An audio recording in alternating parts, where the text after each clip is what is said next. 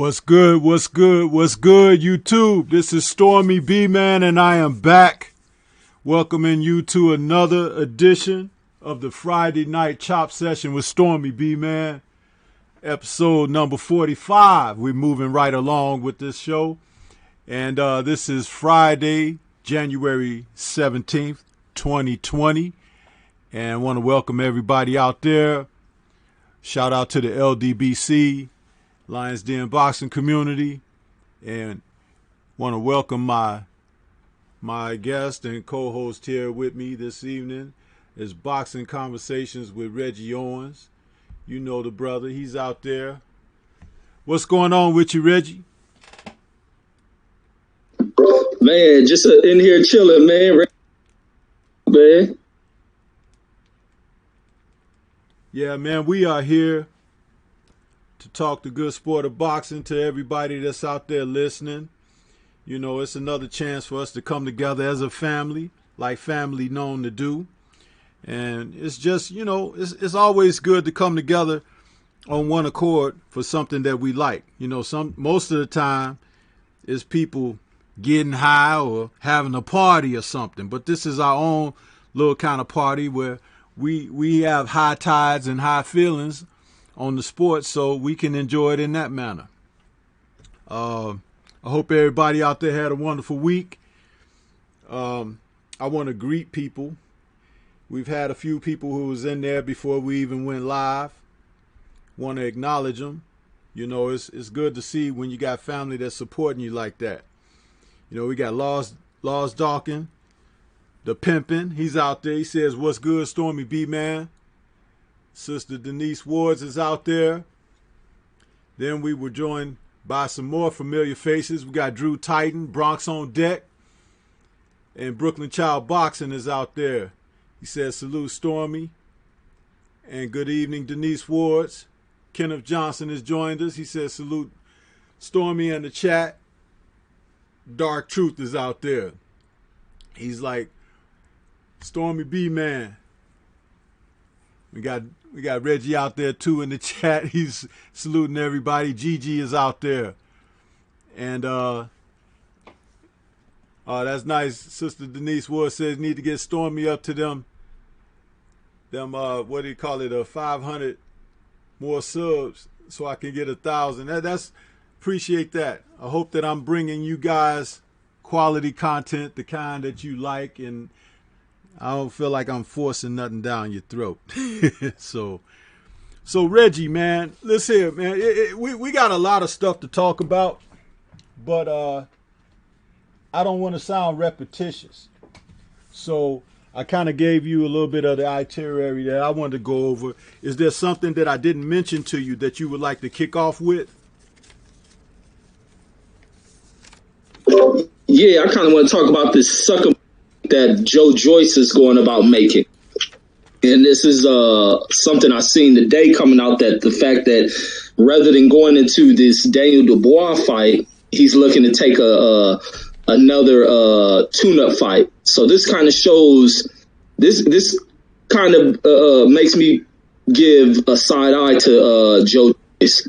Could he been nothing more than just a gimmick, as he sees this young rising star who went about challenging him? And it's kind of suspect where Joe Joyce is, lacking faith in himself. He don't really believe in himself.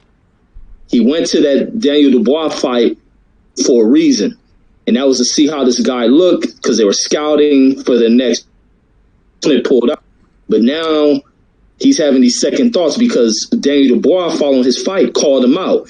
And it was funny that Joe Joyce wasn't the one who came over to Daniel Dubois following that fight. It was Joe Joyce's man doing all the speaking, while Joe Joyce stood no more than about 20 feet away from the guy.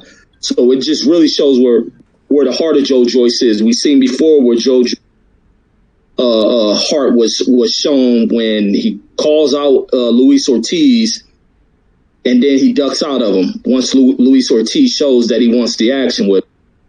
So I just find it funny with this cat, Joe Joyce, really showing that there's a little bit of fear in his heart when it comes to Daniel Dubois, because Daniel Dubois is becoming a major threat, rising for UK heavyweights. Yeah, Joyce, that brother there, I did understand that he was looking. They were interested in trying to find an opponent for his next outing or whatever. Yeah, that's all I had. Yeah, that was all I had, Stormy. Yeah, that's cool. I had myself on mute. Forgot to take myself off.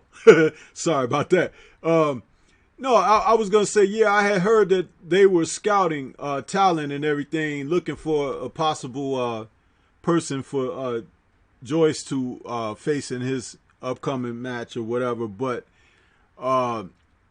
because Dubois is short on fights, he doesn't have a lot under his belt. I think he's up to like 12, 13, something like that now. But they were probably looking to capture somebody with a minimum amount of fights or the minimum amount of experience. But he's too dangerous because even though he has a few fights, he's possibly, right there where he could take on somebody in the top 10 right now, Dubois.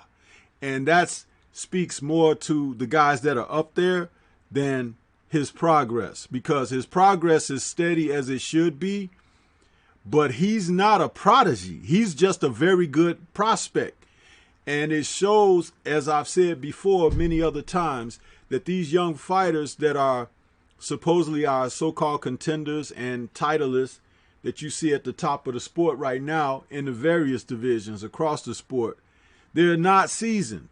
And these guys, a lot of them have had opportunities with titles and everything because of vacated properties, and also guys avoiding, stepping aside, giving up belts and things like that to not face quality opposition.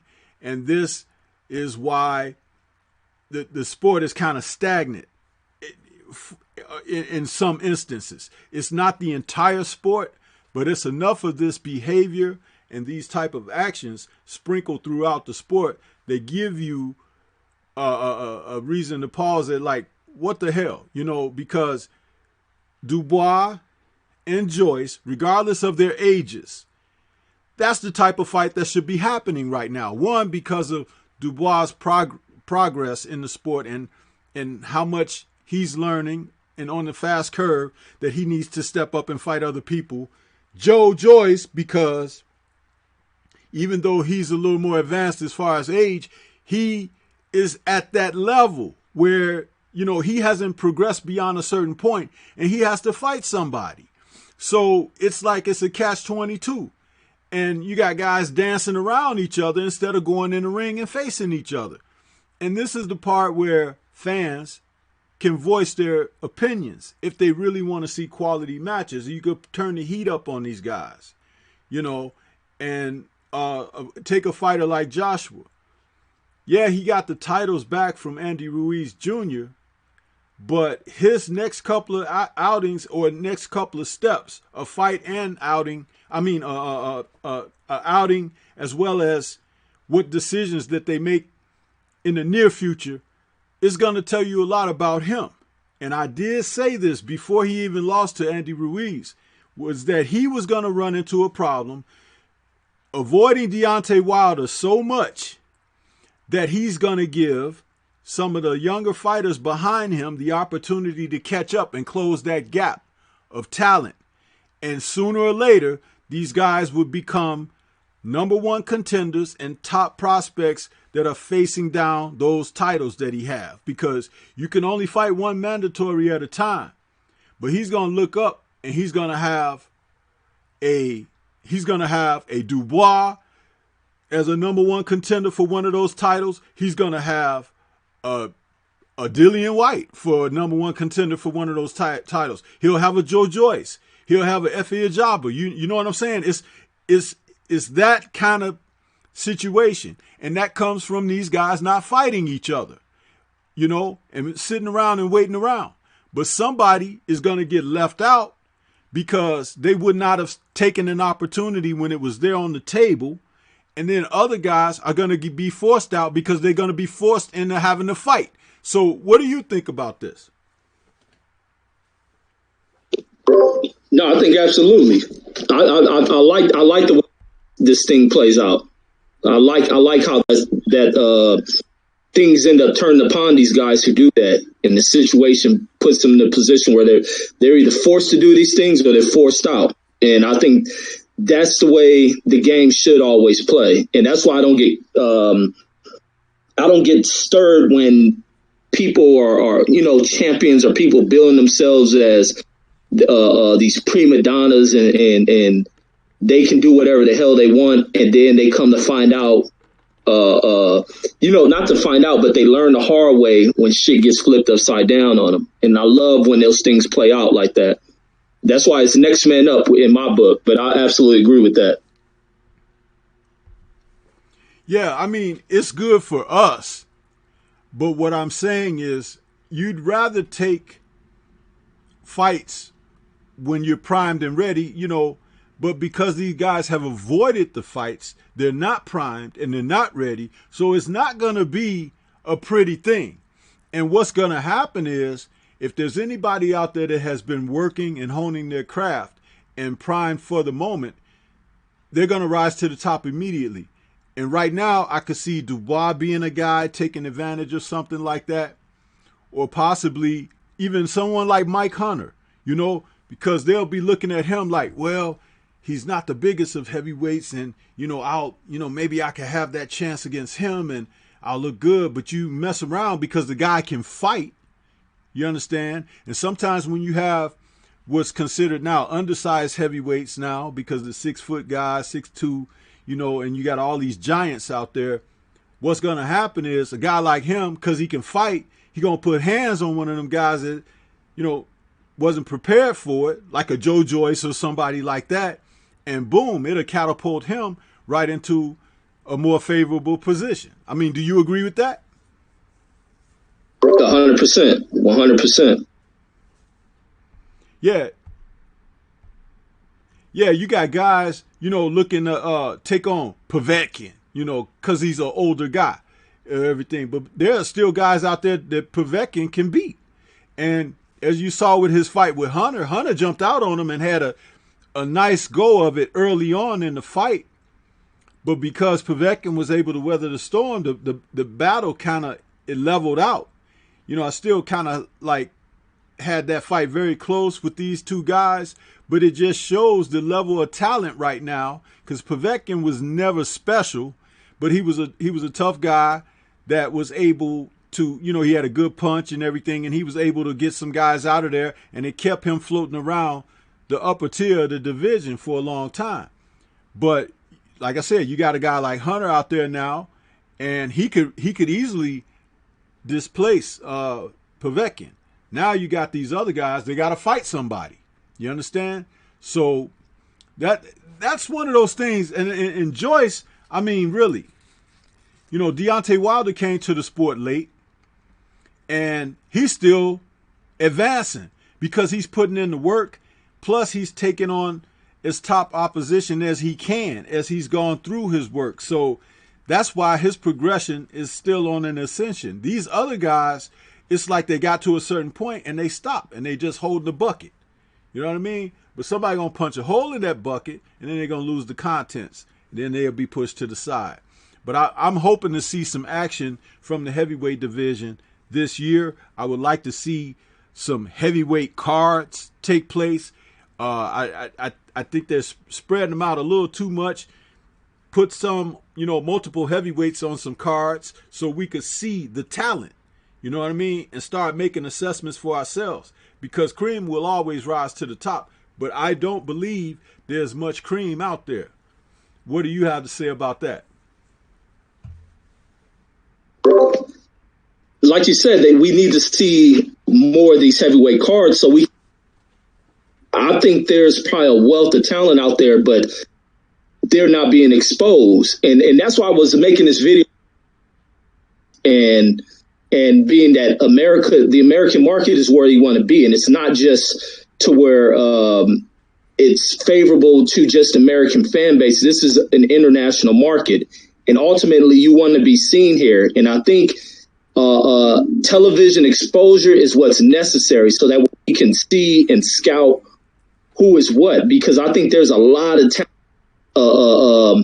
throughout the world that isn't being seen by us. And that's why we're running into some of these issues where guys just pop out of nowhere, and we'll end up with an Otto Wallen who can come in here and give a Tyson Fury such great work, but we have zero assessments on these type of cats. But I think ultimately that's what it comes down to, more the exposure, because even in the Daniel Dubois situation, if he had never been broadcasted to us, we would have had no assessment or breakdowns to be able to scout how real he is.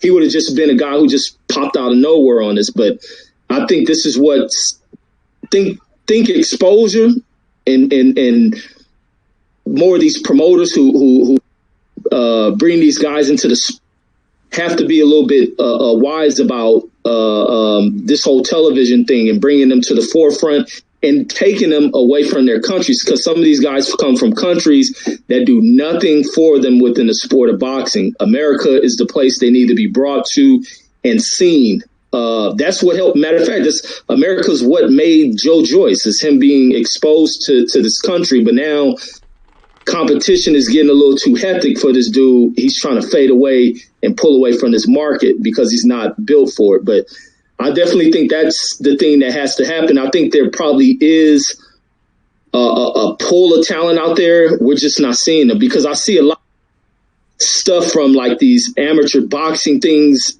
with some of the heavyweights, and some of these dudes are skilled, but mainly I'm seeing Europeans, not so much of the American side of talent. I'm pretty sure there's some American talent out here who are probably just caught up in bad promotional and management deals. But I think it's something out here. There's some gems out here, I believe, because as the boxing sport heats up, more of these athletically talented kids and kids with heart are coming back over to the sport. Yeah, absolutely, man. I agree with that. Want to take a moment to go back to the chat. We got some people who have joined us. Michael Johnson, Boxing Talking More, is out there. He says, whenever the BBC is already called Daniel versus Joe like 9 months ago. Hyphy is out there. Brooklyn Child Boxing says Joe Joyce will get flatlined by Dubois, and I want to witness it. Michael Johnson, Boxing Talking More, says there's a reason why Joe didn't fight Gorman.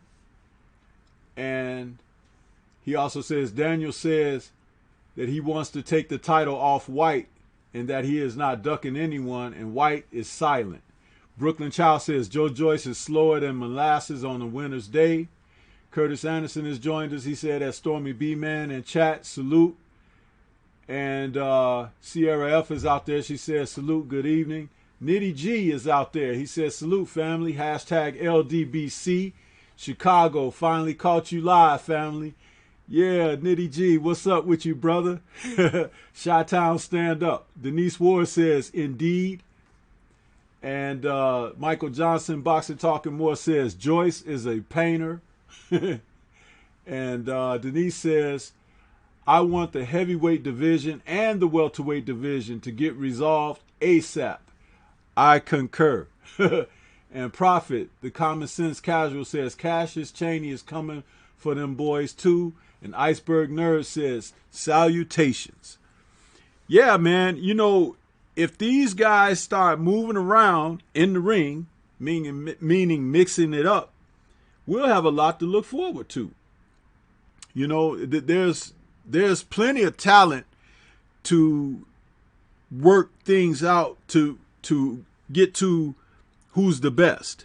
Because at the end of the day, you want a solid top 10 to 12 fighters that can be in rotation against one another, putting someone in contention for the title at the top.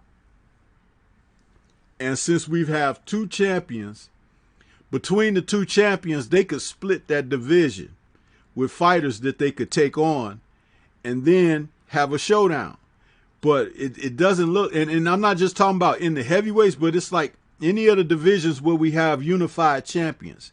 We don't have undisputed, we have unified. So it's like that's where you want to see that home cooking get done. And the sooner that they start at it, the better off we'll be. You got something else on that, Reggie, or you got another subject? No, and I just want to add one more that is currently being done is changing the mindset of fans, because fans ultimately make or break a lot of these fighters. And that's the thing with fans breaking away from thinking for a fighter to be accomplished, he has to be undefeated. It's for fans to start being into the mindset of respecting what goes into the sport and not writing the fighter off because they suffer a loss. And J-Rock is a true example of why you don't do things like that. Hell, Pacquiao is a true example of why you don't do that. Outside of him being able to overcome that based on the type of fan base he comes from. But once this mindset of fans breaking away from writing fighters off because they suffer, the sport to get into a greater space to where fighters aren't worried about suffering a loss and being written off. Hell, AJ ought to be an example for a lot of these fans of why you don't write a fighter off. But that's all I had on this.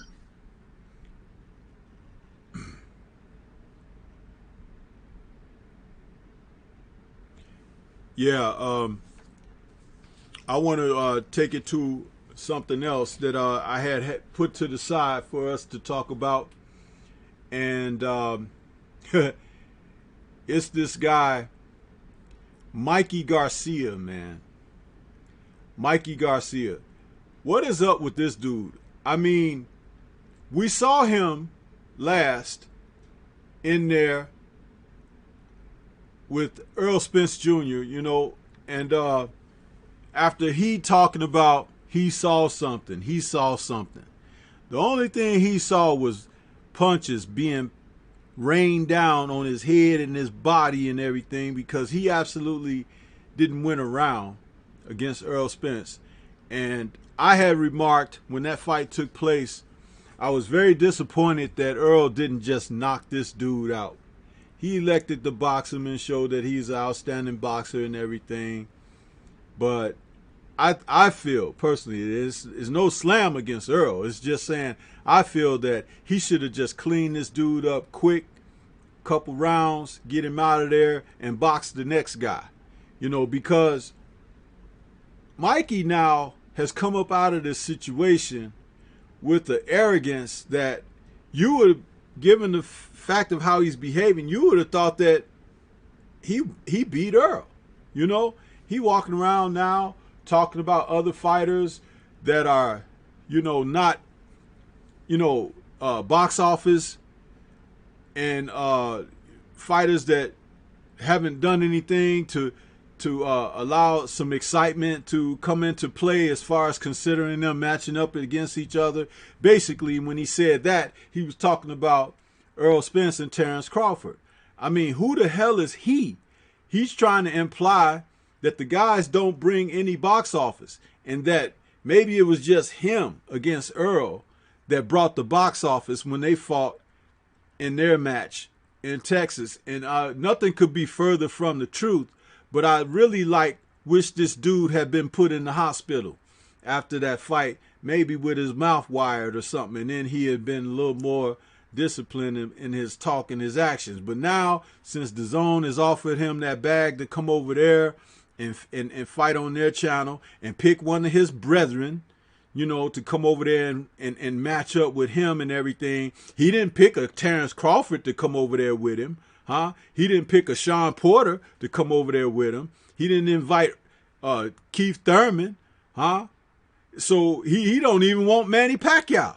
He tried to pretend like he want Manny Pacquiao, but he had a chance to fight Pacquiao, and he had a chance to fight Lomachenko, and he had a chance to fight Bud Crawford. What about Danny Garcia? You know, he's avoiding all these guys and then running his mouth at the same time. What do you got to say about this chump, man?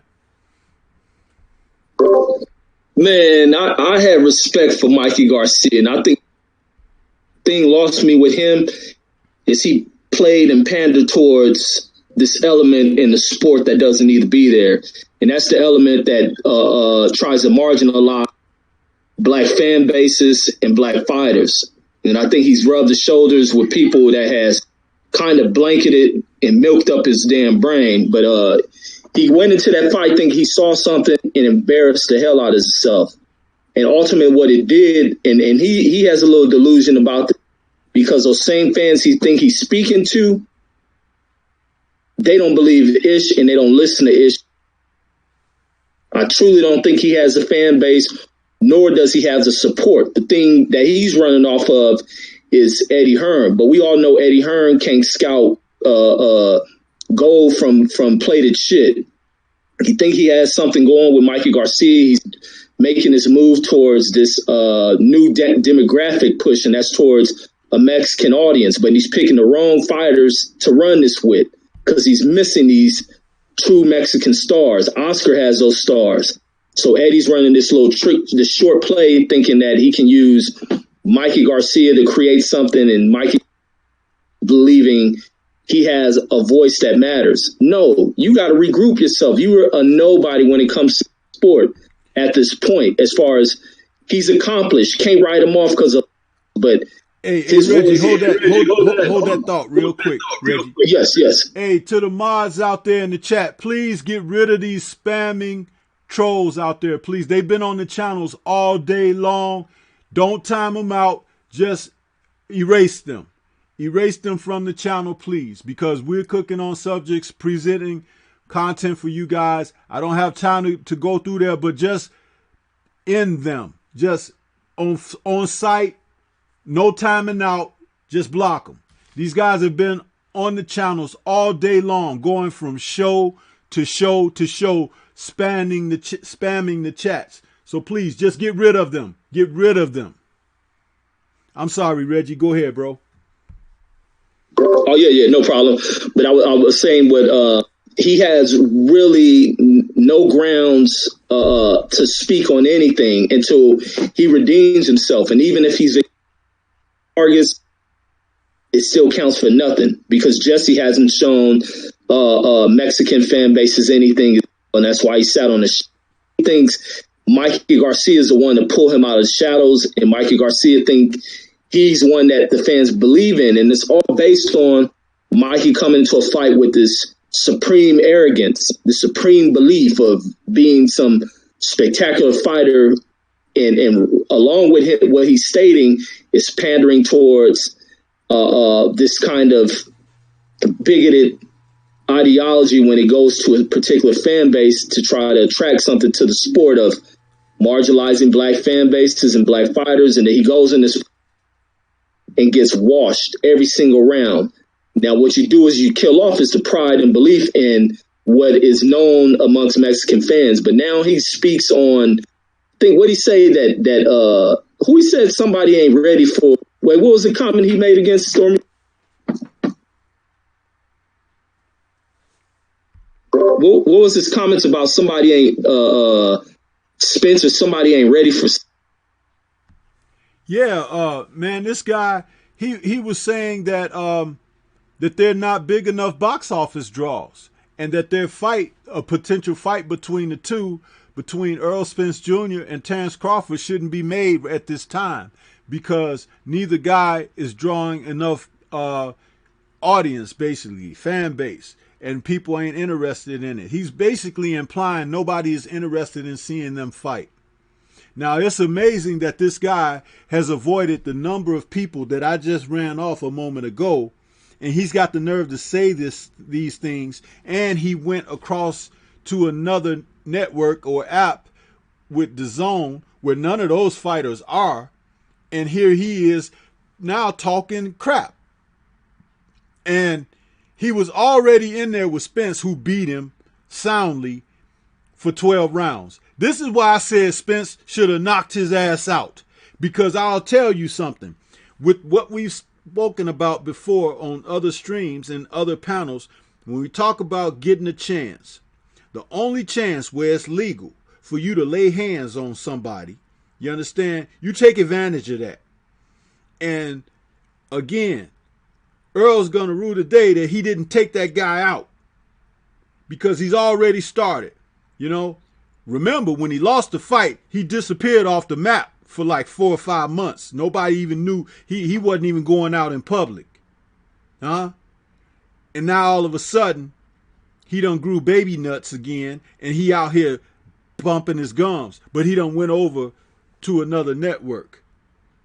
Huh? But there's plenty of smoke for him. Plenty. But he's actually out here talking this crap, man. And it's like when somebody suggests, well, what about Crawford? Oh, nobody wants to see him because he runs around too much or this or that. You know, it's like, what? Because someone is athletic and you ain't, they running around. He don't even want to fight Lomachenko. You understand? And Lomachenko is much more athletic than he is. So you can see what he's trying to say. He want to fight somebody that's going to stand there and let him hit them. And somebody who ain't hitting hard enough to hurt him. It's ridiculous. I want to see this guy out of here. Get him the hell out of here. In the ring, though. You see? That's what I'm saying. I need somebody to step up. That'll be a great fight. I know this would never, ever, ever, ever, ever happen.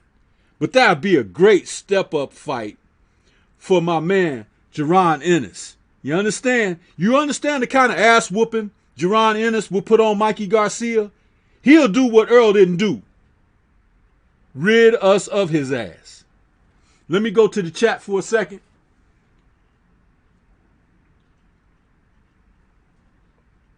We got Alex Santos who's joined us. He's saying that I'm just chilling. And he said, yeah, I can see the trolls. Big Dose 513 is asking me, did you get that beat, homie? I saw the email, but I haven't had a chance, Big Dose, because I was preparing for this evening show. But I appreciate you, bro, and we will talk about that. He's saying, I like the background, Stormybman. Appreciate you, bro. Thanks for that. Iceberg Nerd says, Mikey is a master finesser. He knew he couldn't beat Earl, but used that fight to springboard into a best situation. I ain't mad at him. Just take him off my pound for pound list and keep it pushing. Yeah, Iceberg Nerd, but what I'm talking about is the way he's talking about these other fighters who are top tier fighters, and he's trying to discredit them. You understand? Because he already has a favorable position. Because he's a Latino, okay? And the Latinos, they're gonna have that favoritism. That's why they create avenues for them to escape the heat, man. And they cheat for them. They already can be good, but when you got people carving out a path for you and safety nets and everything like this, and allowing you to cheat, use PEDs and other things that you could put in your system and all of this, and then they giving you upwards on the scorecards before the fight rings the first bell, all of this stuff, you understand? It's time to start putting your foot in their ass. That's what you got to do. Put your foot in their ass. If they want to make a black murderer's row, let's make these blacks murder their ass on the road. That's what I'm talking about. Alex Santos says, and his gimmicks again. Eddie and his gimmicks again. Big Doe says, I got you. While I'm on here, I know who it is, and it's a damn shame. Talking about the trolls. Michael Johnson Boxing Talking More says, yep. Big Doe says, now you're going to have to hook me up with how to get my stuff like that, Stormybman. No problem, Big Dose. We'll get to it. And he says the black background is slamming. Michael Johnson Boxing Talking More says, he said the fight ain't big enough yet. Big Dose says, fuck Mikey. I concur. Curtis Anderson says, he's crazy. You better believe it, Curtis. And Alex Santos says, Mikey lost his marbles. Ain't nobody checking for his vanilla midget ass. You better believe that too. And Main Event Mark is saying, Stormy B, man, what's good with you? Main Event Mark. Iceberg Nerd says he ducked Loma at lightweight too. That's how he came to call out Earl in the first. A loss to Spence was easier to swallow than against somebody his size. Yep. You see? And we got other people saluting each other.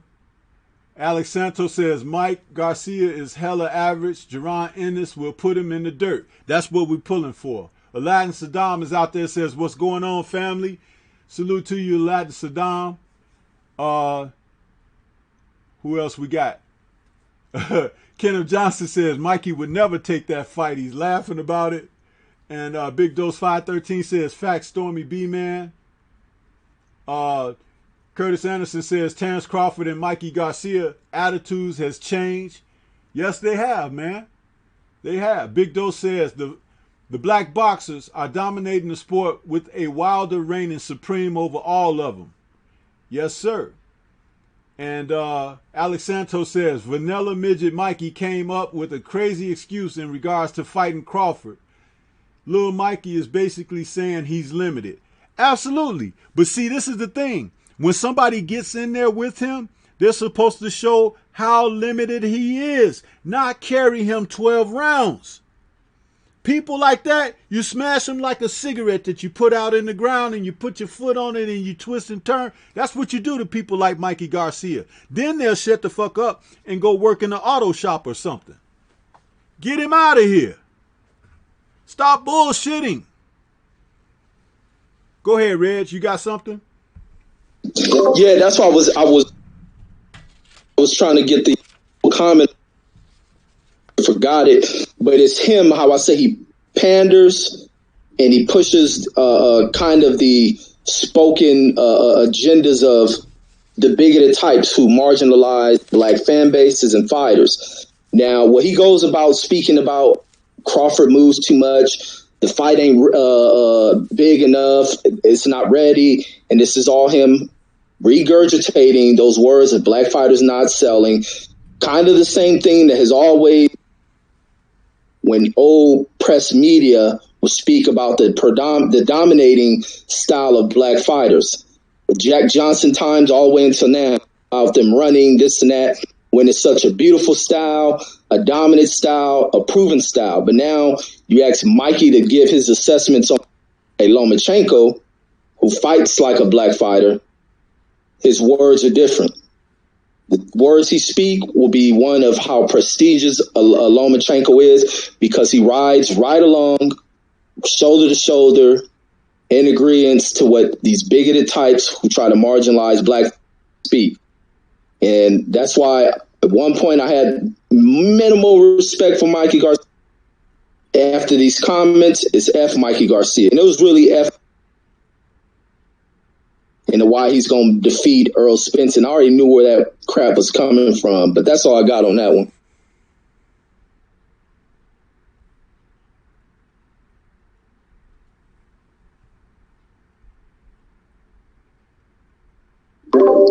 Yeah, I feel that we, just like when we get to campaigning, one thing about our community here, once we start speaking as a unit, we get things done. And this is one of the things that I would like to see the guys kind of pull and toe the line on, is like when you see these fighters that are non-black out here fighting, and what they do with their privilege, the fighters who will have an opportunity to be called into matches with them, you have to show what the separation truly is when you have the opportunity, because they're never going to pay you like they should pay you. They're never going to promote you like they should promote you. But the one thing that you can do is you can show your superiority in that ring. You can show it in that ring. You understand? Whenever you got an opportunity. And this is one of the things that the real fighters out there don't show and reflect enough of. Some guys are just happy to be asked to the dance. See Danny Jacobs. He had a couple of opportunities that he just showed up and laid down for the opposition. That's why he's a disgrace. You understand? When these fights are, when they are made and they are announced, What do the consensus say about those opponents? They say, oh, well, I'm going with him because he's what? My countryman. Huh? That's what they say. But collectively, we, as a class of people, we don't do the same. We don't throw that loyalty and support behind our guys. And we need to start to do that. We need to show the support, because when you have a nation of people behind you, it gives you a little extra. It gives you something to fight for. It gives you that extra kick and punch that you need. Huh? If you went down, it gives you a reason to get up, because you're not just standing on your feet. You're standing on the shoulders of those who are supporting you. That's why it's integral to be able to have an ear to the ground with your fan base, Terrence Crawford. You understand? If you're a good fighter, you can be a great fighter. You understand? And if you're a fighter, you can become a good fighter and then a great fighter. But never lose sight of who you are, because at every wake and turn, they're going to show you who you are and what they think of you. So you show them who you are and what you think of them. This is how you have to operate. One of the fighters that we have currently right now, they're making themselves look so bad trying to face or not face him, is Deontay Wilder. One, because regardless of where he comes from and what their ideologies are about him and us and where we come from, he's proven to be smarter than a rabbit, okay? But what's even worse for them, he can kick ass, baby, and take names. So they're trying to create new narratives, how to avoid that. You understand? They're trying to figure out, well, what do we do? Because he's in a prime, and he looked like he's locked and loaded, and he's ready to remain. We can't distract him with things. We can't coerce him. We can't buy him. Take fucking note of what Deontay is doing out here. If there's somebody to emulate, there you go. And it's not about knocking everybody out, but it's about betting on self, giving yourself a sense of self-motivation to go out there and take care of business. Look at everybody now got Earl Spence's name in their mouth because he had an accident.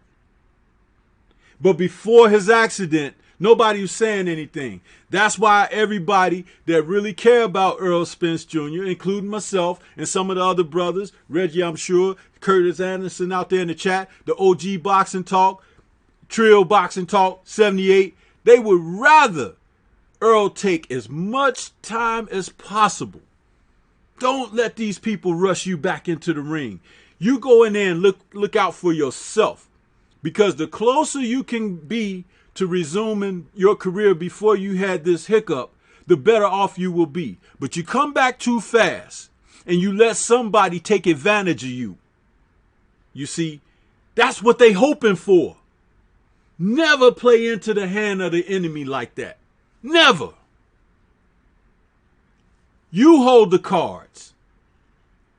Take a tour of the world with your family, them pretty little children you got and everything, and come back next year or at the very end of this year. Tell these people to kiss your ass, because all they trying to do is kick you in your ass. You got something, Reggie? No, about the fan base. How people speak about the loyalty of Latino fan bases. Black fan bases are the same as well. But we do it when these fighters, because you black athletes who are afraid to show their pride in their love towards their people. That black folks are going to play these athletes, and because we make up so much of the talent, we have options on who we support. These athletes who $1 will on their people and have you hanging out, have you hanging in drive. But we get fighters or boxing athletes, period, represent for their people, like all these other fighters who can be prideful of who they are. Those are the ones who we support through and through. And all the biggest stars in all of these sports have been black athletes with the support of black fan bases. And the one thing that is what happens inside of this country, the world, is that people flock to what we, black Americans, gravitate towards. We create the popularity of things and the popularity of people. Others fall in part, and then they try to gain being behind these people. That's the other thing with Tiger Woods becoming a huge draw, even when these same people who act like being a black athlete, but in his mind was dead. And a lot of black folks gave him the benefit of the doubt of supporting him. Me, I couldn't rock with Tiger Woods, but it shows that we are a loyal fan base, but we have to be getting the same thing in return from the athlete who takes pride in who they are.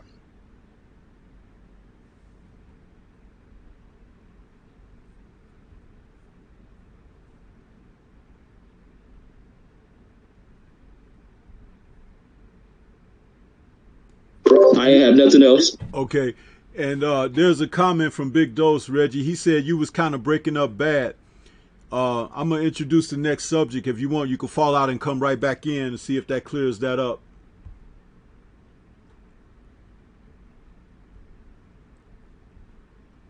The next subject that I was thinking that we could cook on a little bit was the fact that Terrence Crawford had mentioned that he would like Earl Spence sometime this year. If not, if he doesn't get Earl Spence, he'd like Manny Pacquiao. But I want to flip that on its end a little bit here, because Manny Pacquiao is the fighter who seems to really be sitting in the driver's seat. Not only because he's the first fighter to be a champion in 4 decades, but he's like the first fighter that has been in a position like he is now to really carve out a niche on his way out of the sport, because he has more career behind him than he has in front of him. And just take a look at the laundry list of fighters that he may have at his disposal. He has a rematch with Keith Thurman potentially on the table. He has a bout with Earl Spence potentially on the table. He has an option of fighters like Terrence Crawford or Danny Garcia at the weight class, or even Sean Porter at the weight class. And with options such as that, he's really in a position to do something. And if he takes on any of these guys, win, lose, or draw, he's in good standing. The consensus is that he fight Earl because Earl is considered the man at the division, but fights against guys like Danny Garcia or even a rematch with Keith Thurman would seem even, to me, a more competitive edge where he could possibly defeat those guys as opposed to Earl. I would favor Earl hands down, but it could be a tactical fight. But Garcia, meaning Danny Garcia, forgive me, I don't mean Mikey. Danny Garcia and Keith Thurman rematch. Not because Thurman necessarily deserves it, but it would be, you beat the guy twice. It still gives you, some kind of, he can't deal with you. He's not on your level. Because Thurman doesn't want to fight the other guys, But that's something to consider. What do you think about Manny Pacquiao and the choices that lie ahead of him, Reggie, as far as where he might be able to go? Man, he's the cat where the money surrounds itself. So wherever he wants, but he needs to maximize on the potential of everything, of where it goes down when his story is completed. Now, he done knocked off two of these young big name guys in this welterweight division of this new era. Now, ultimately, he can come in and knock off two of these more modern fighters at the top of the throne, and it would generate so much money for him as he's towards the back end of this thing. Now, that the only big names is Errol Spence, Terrence Crawford. His best option would be probably Terrence Crawford, who possibly goes through this recovery point, but I hate to see Earl trying to rush back to get this Pacquiao fight if he's not fully recovered, regardless of what the doctors say they didn't find in that. He still needs time off. But those are the two options for Manny Pacquiao. That's the ultimate goal of securing this big financial payoff, and as well is what it marks in the story of Manny Pacquiao. Danny Garcia doesn't offer nothing. Mikey Garcia doesn't offer nothing, especially looking at Mikey Garcia's last performance. And even if Mikey Garcia performs in this upcoming fight, who is it against? It's against Jesse Vargas, which doesn't add too much acclaim to anything because Manny's already beat Jesse, and as well as Jesse having this all-out kind of back and forth battle against Adrian Broner, who Manny Pacquiao smoked through. So the best bet are those two guys, and it will be an entertaining fight to watch him in there against a Crawford or an Errol Spence. Those are the two fights that make sense to me, but he's secured himself as a legend. He can take whatever fight he wants, but I prefer he goes, since he's still around this thing, he goes for the top guys that are out there. Yeah, I would really like to see him fight at least two more of the top guys.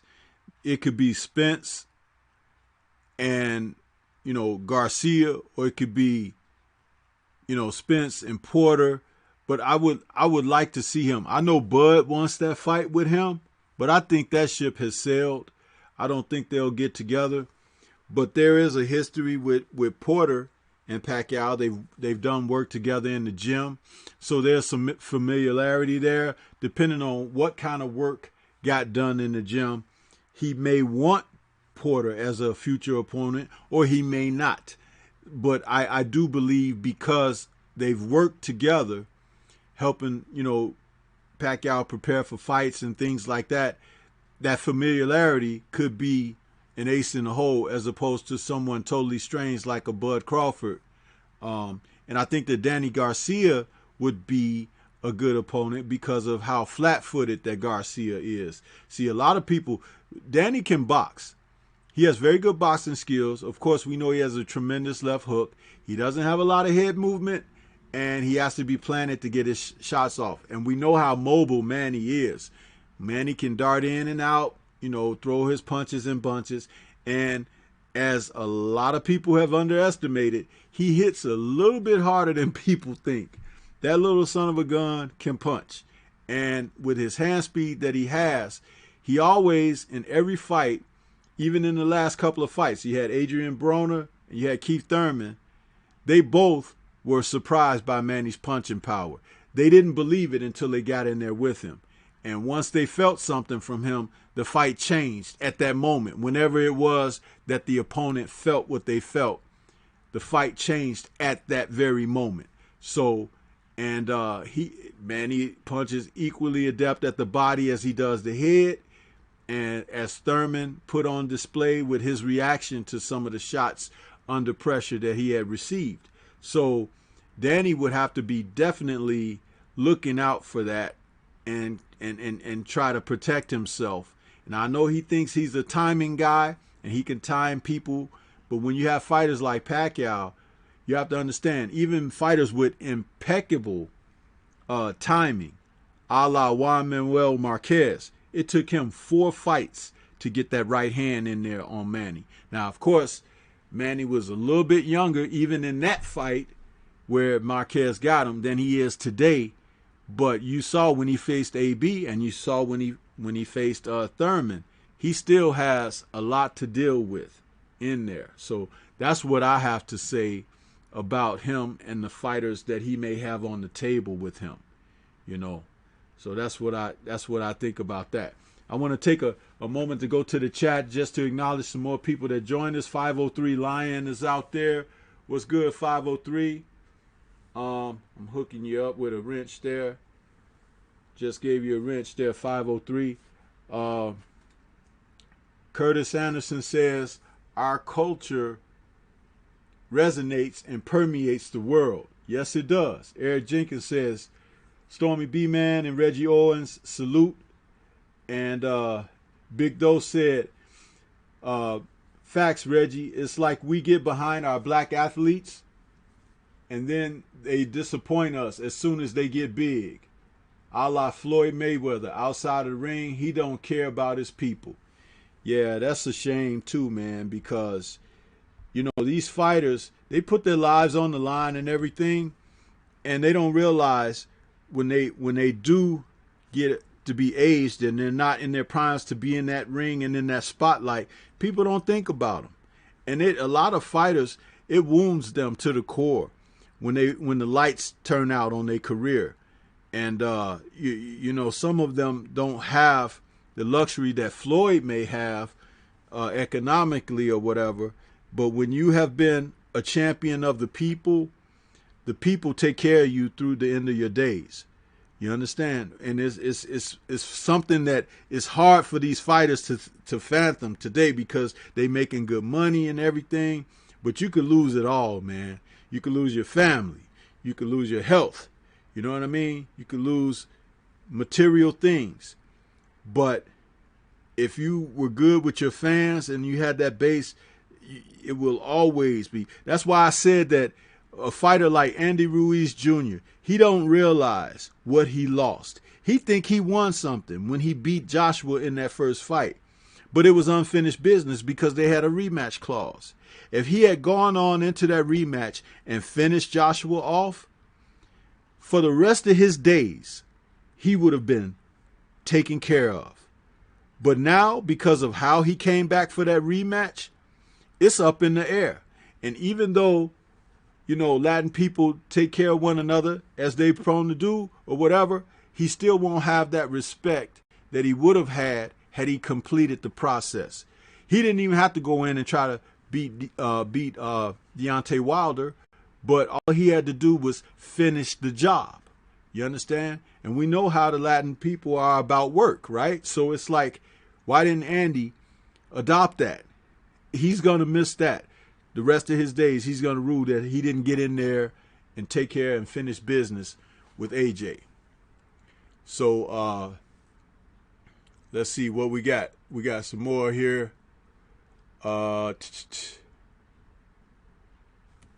Big Dose also said,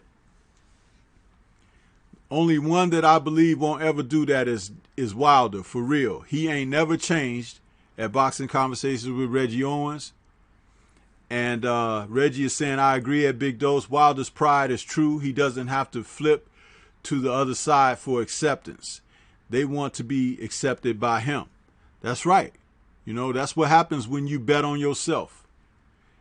Big Dose says, facts, Reggie. Kenneth Johnson says, facts at Curtis Anderson. When I traveled out of the country, 90% of the questions I get from people is about our black culture. Isn't that strange? Everybody want to be a nigga, but don't nobody want to be a nigga. Huh?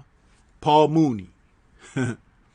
Boxing Conversation with Reggie Owens says, Kenneth Johnson, those around the world love us. European males envy us. Yep. And Crown Admirer says, like white culture, no such thing as black culture. Hyphy says, some of it is the fault of boxing fans. Look how LDBC loved Tank, knowing damn well he don't care about black people. Disappointment waiting to happen. Yeah, man, it's something to be thought about, isn't it? And a conversation to be had. But one of the things you can do to reverse all of that is to begin to change your thinking, man. Change your thinking.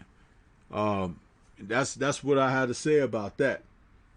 So as I finished up the conversations, Reggie, the chat comments, did you have something else that you wanted to offer on what we were saying about Pacquiao? No, that was all I had on that one. Okay. There was something also. Shout out to Boxing News 24. I had combed the articles for some things to think about and talk about going forward in the future. And there was something that I ran across where they were talking about a fight that may be on schedule for this coming May. Miguel Berchelt and Oscar Valdez. That fight might be getting ready to be made for May 9th. Many of you may remember Oscar Valdez just fought recently in the last quarter of the year, and he had kind of a tough go there, but he came out victorious. And Berchelt was there at the fight, and matter of fact, that's where this photo is. He took this photo in the post fight in the ring. This could be an interesting match because, you know, Valdez, he's a vulnerable guy, but he has heart. You know, he has the cojones, you know.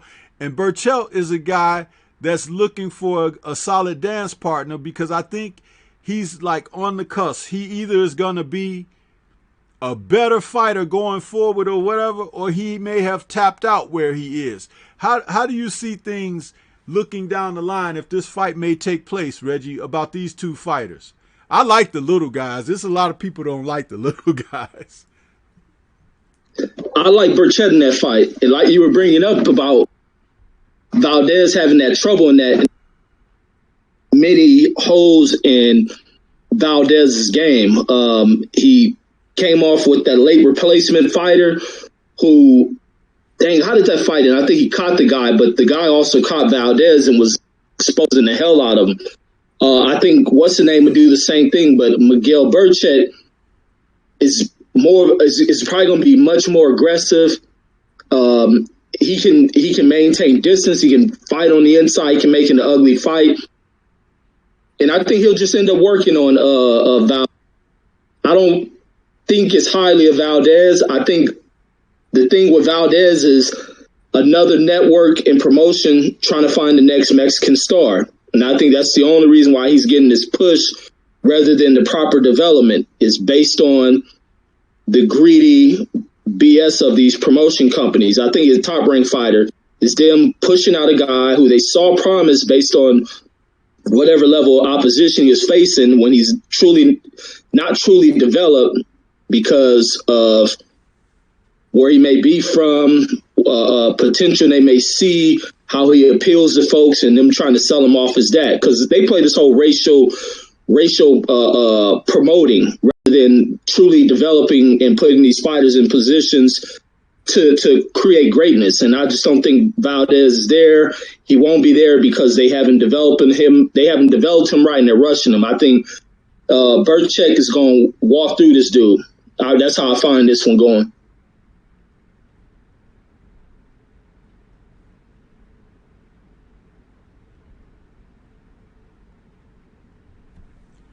Yeah, well, I'll tell you something. There are some other fighters that I think that Berchelt can face too, going beyond Valdez.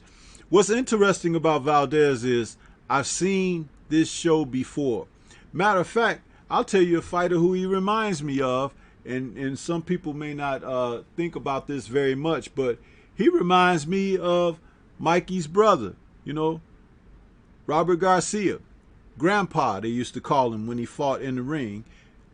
As Roberto Garcia, a lot of the same things. He had a lot of heart and everything, but once he got beat, that was it. You understand? He got beaten, that was it. He went back and said, you know what, I'm going to be a trainer now. But the kid has guts, he has heart, but he's limited and he's hittable. When you're limited and you're hittable, you better have an iron chin. You better have a hellified punch, and you better have stamina. Because a guy that gets hit can get hit all night long by a feather-fisted dude, can get totally erased by a guy who can punch. And for someone who is kind of in between, who could take you the distance, you got to have that stamina. So it's like, you know, I don't think he has, and I'm speaking of Valdez here, I don't think he has enough to turn back Burchelt. I think that Burchelt does have a second gear, if not a third gear, that he can turn it up on him, and he will expose that. He might even use the experience of something that we've seen recently with that fight. I'm trying to think, did I have that? Oh boy. That Franco Burgos fight that we recently saw. Just, what was it, last week before? Because Franco was able to take Burgos into a place, and he was hitting him solid, man, before he ended up stopping him. And then that's the kind of thing that I could see happening with Burchelt and Valdez. But I think it'll be exciting. I think it's a fans type fight where the two guys will mix it up.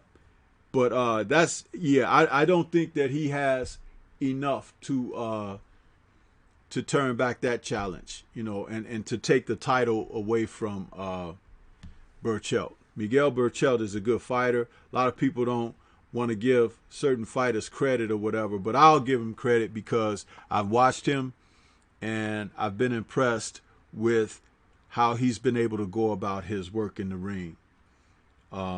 So that's what I have to say about that one there. Do you have something else that we didn't have on the itinerary, Reggie, that you'd like to talk about? Because I think I have like 2 more irons in the fire, but I could save it if you got something else you'd like to share.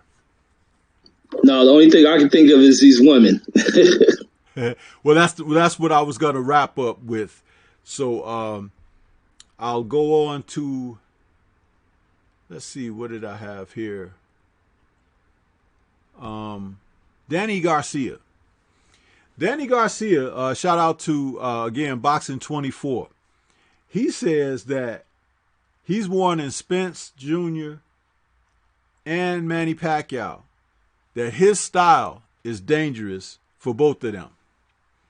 That he feels that his timing is impeccable, his boxing acumen is on par, if not surpasses either of them, and that he feels that he has the power to not only make them respect him, that he could put them in critical situations in a fight if he were to take on either fighter.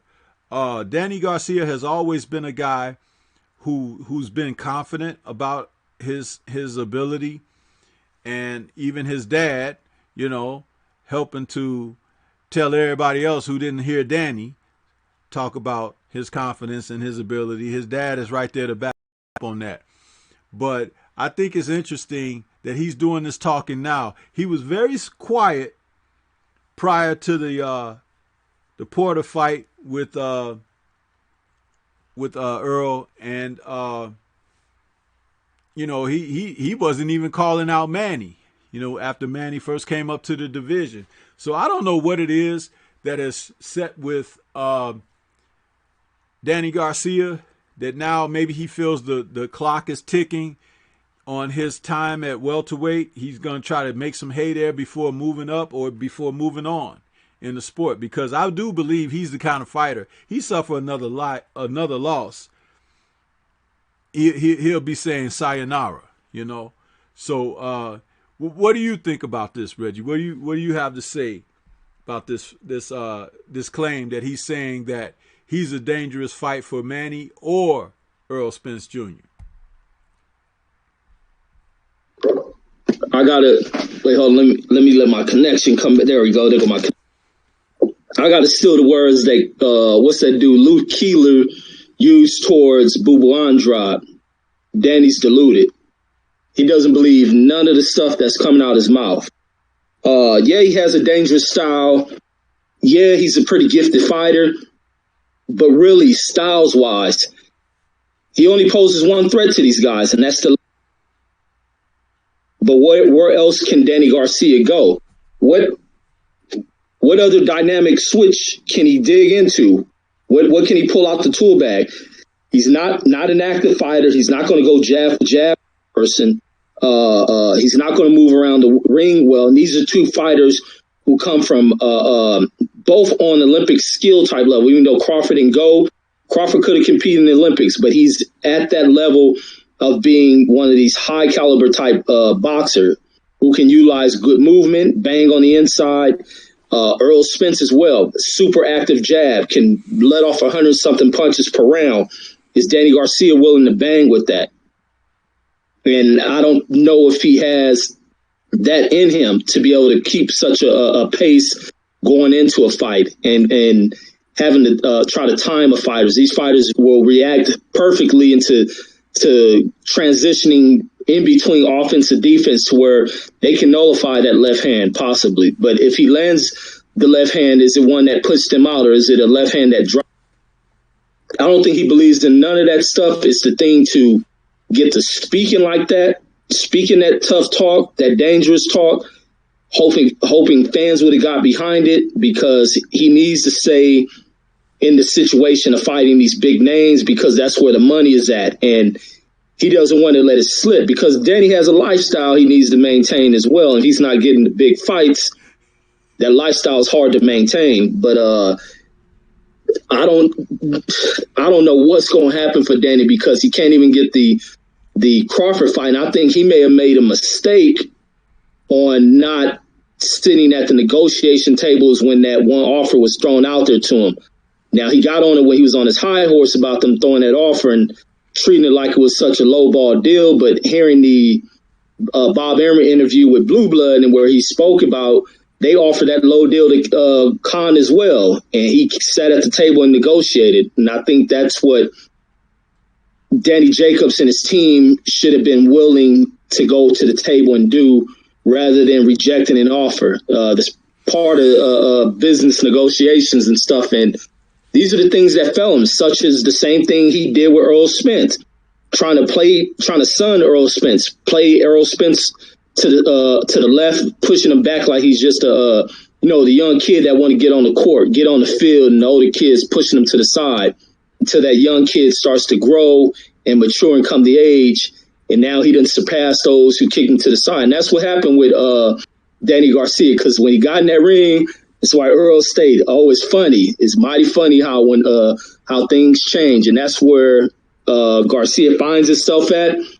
He played prima donna enough, and that Donna shit then ran its course. And now he's turned around begging for these guys to accept him. And they can treat him how he treated them. So, but that's all I got on that. Yeah, I think Danny is a guy that he reminds me of them dudes from that old TV show, Miami Vice. He's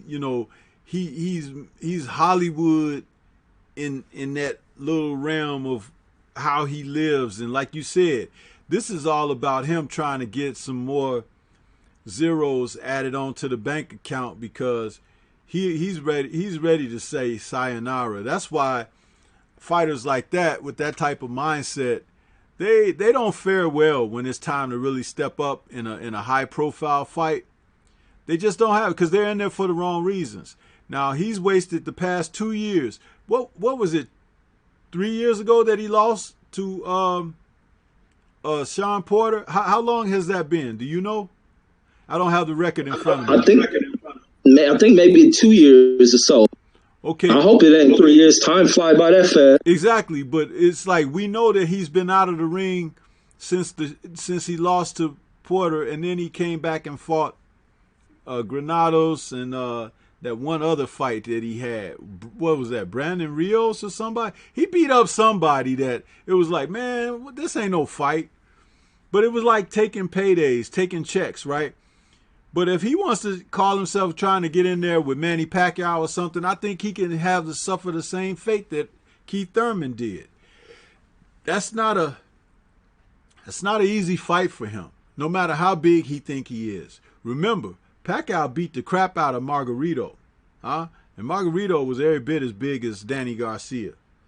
And it's one of those things that I said about Manny Pacquiao when he was going into the fight with Keith Thurman. I said, Manny Pacquiao has beaten better fighters than Keith Thurman and better fighters than Keith Thurman has fought. So there was nothing that Keith could do that would make him go, oh shit. Same thing with Danny Garcia.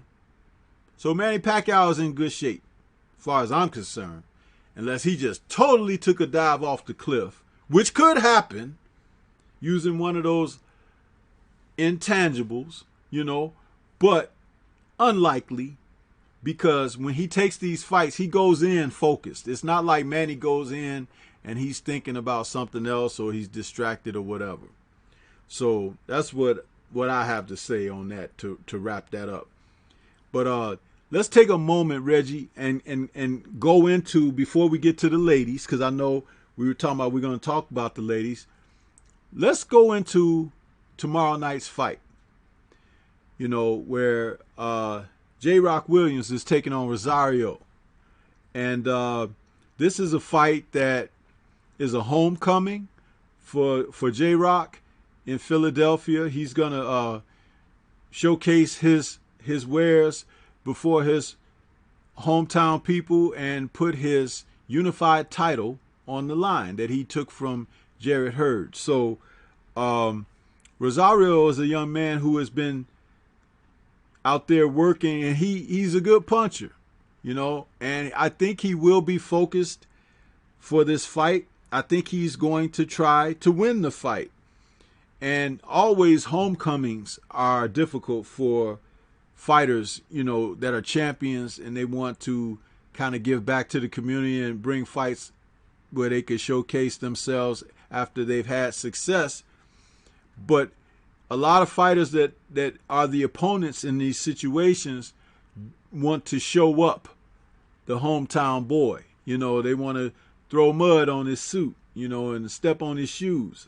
So it'll be interesting. I think that Rosario has the type of ability that he can hang in there for some rounds. And because he has a solid punch, if J-Rock's not focused, he's going to have to watch himself. So what do you have to say about this fight, bro?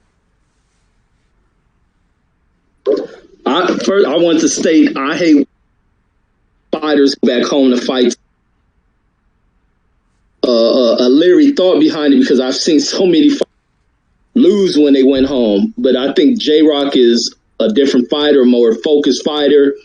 Not a guy playing out, because the problem with a lot of these fighters who go back home is that they play into local celebrity and trying to be around everyone, bringing everybody around them. Now, when I see J-Rock back home, this is a different dude. You see him with Fred, they driving around speaking about properties and buying things like that. So he's kind of on a higher level when it comes to his thinking and focus. So I can kind of bet on that. But when it comes to the matchup of these two, I just think Rosario, he's too slow.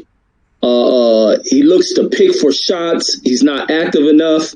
And I don't think his power is there. I don't think he has that many knockouts. I'm not sure what the record, but I don't think the power's there. But he's too much of a looking for the shot type fighter. He's looking for a particular punch when J-Rock is busy and active, and he knows what he's doing at a much higher pace. He's very quick with what he's doing. He's all over the place, slipping and moving while he's punching on you. And I just think he's going to go in here and dominate. I think he wants to hold on to these belts. He's hungry enough, so it's about who wants it more. And I think J-Rock wants it way more than Rosario. Rosario's just getting the taste. There's many things that this being the champion entails for J-Rock, and I don't think he's trying to let that go anytime soon. So I think he'll come out here and be successful, but I can't count Rosario off because Rosario is a threat, and Rosario seems like an upset-minded type dude, not someone who's going to come in here and lay down. For Rosario to lay down, that means J-Rock has really put a beating on this guy. And it'll make him even all the more dangerous to those who are out there. And I can't wait to see where he goes from here, because the next fight with J-Rock and whoever is going to be a big fight at this 154. A major fight at 154.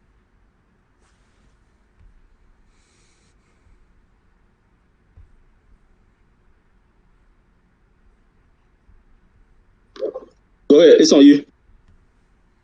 Yeah, I was trying to come off mute again. It's, you know what? It's good that he's having this fight. I remarked to someone in a conversation yesterday that I wish he had 2 fights, you know, like after his victory over Hurd, taking another fight. But I know they were trying to see what Hurd was going to do. But they should have had a fighter lined up, you know, ready to go in case Hurd didn't want to take that rematch, because staying busy, get that edge off or whatever. He's had some time off. Hopefully he can come into this fight very focused and get back on that track as far as fighting.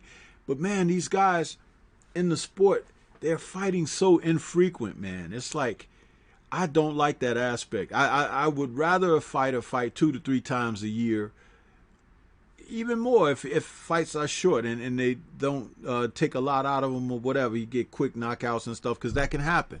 But I don't like when fighters are just like, they fight like this is January. A guy takes a fight in February and then you don't see him again until October or November. I mean, man, dude, that is, I don't like that. I was watching this documentary on Sugar Ray Robinson, and they were talking about how frequent he was fighting and everything. And sometimes those brothers, they got cut and whatnot, and they still would go in there and fight again within weeks of the previous bout. It's just people are cut different now, and the money in the market is different when you can get television deals and stuff like that.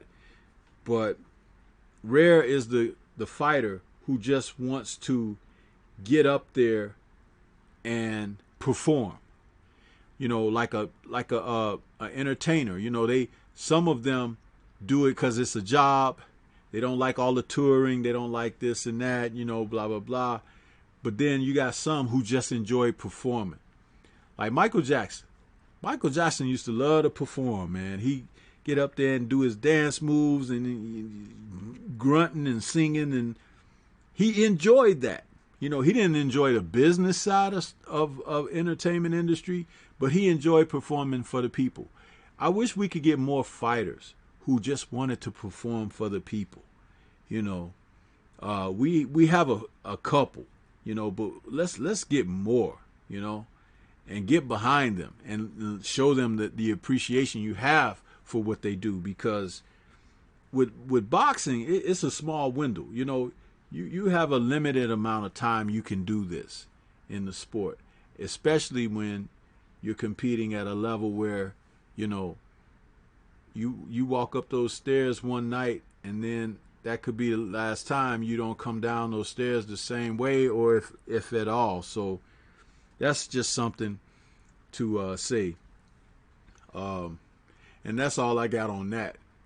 So, you know, as we go forward in the last part of the show, want to bring out the conversation on what you were alluding to earlier and what everybody else has been talking about pretty much all day long.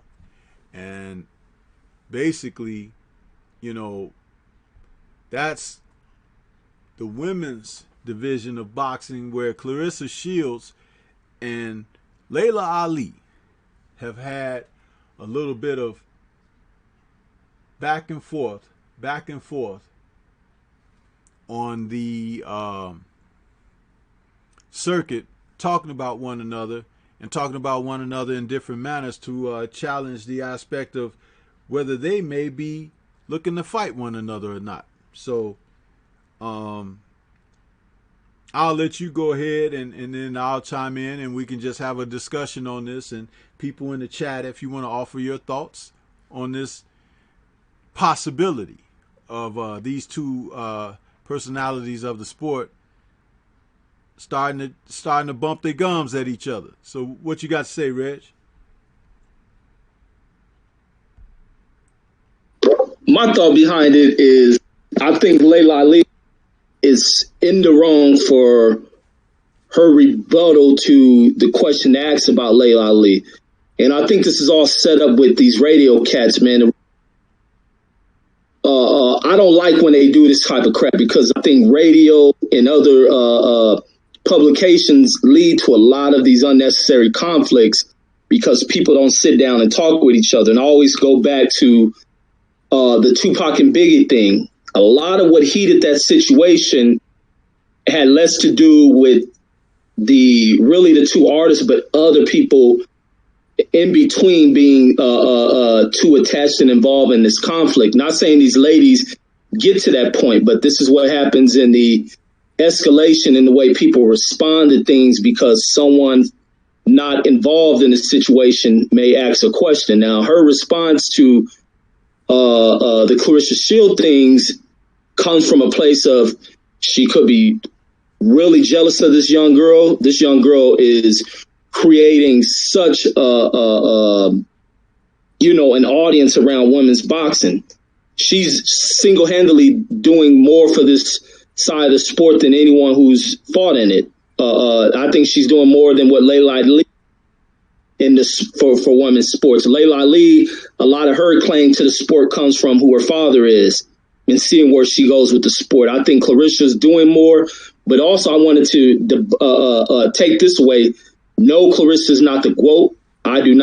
No one can ever get me to state that, not with no 10 fights. I agree when Fanad says that on her, but there's no way she's the GOAT. But what Clarissa is single-handedly the most important woman to come into to women's boxing, and as well as women's sports, because she's going to go about the rethinking of how people view women's sports. Now, we had success in women's sports with Ronda Rousey, but that was more due to hyping rather than her being kind of an ambassador that improved the women's side of sports and fairness and equality. But Clarissa, along with what she's doing, is about more fairness and equality of getting these women more attention, more praise for what they going in there putting in. And that's what I think. Clarissa's put in more effort into reaching this point than Layla Ali has done. I don't think Layla has any kind of the developmental stages of coming up in this sport. I think she probably started working out, got in the gym, learned the craft, and went right into it, versus Clarissa being one of these girls that are being developed at an early age, her competing in the Olympics, coming into this professional side of things. So she's creating this avenue, because right behind Clarissa is this new development of the sport, and it's creating to where more internationally these girls have people, and they may go into the sport of boxing. You're seeing more of these young girls having an amateur side of the sport, their entry into the Olympics, and this can be around the world. So I think Layla could be jealous of that, and hearing how boisterous, Clarissa can come off annoying as hell with her confidence, but she should exude that regardless of how it gets under someone's skin. I think sometimes it gets under my skin, but I realize, damn, I'm just acting old, because sometimes older people hate to hear the brashness of younger people, but she should be like that. And sometimes I step back and I got to go back to being at that age she was and realizing it. But this girl is creating, the shit she talks has created a super lane for women's sports. And now we have seen in these last few weeks of some of the events put on by women in boxing. Layla Ali has put herself in that same chair as the rest of these cats. But that's all I got with that.